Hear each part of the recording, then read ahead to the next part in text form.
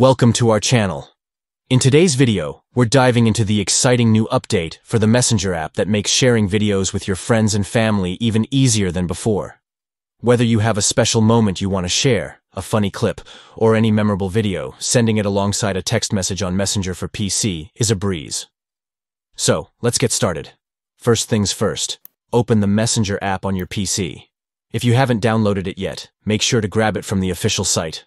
Once you have the app running, you'll want to look for the conversation where you'd like to send your video. Next, find that specific chat with your friend or group.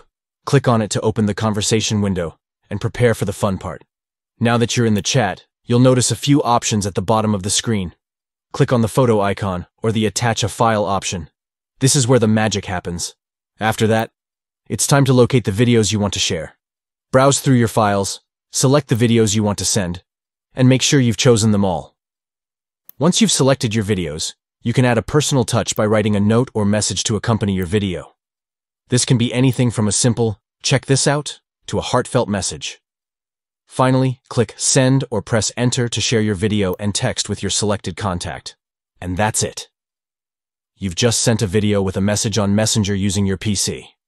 Thanks for watching.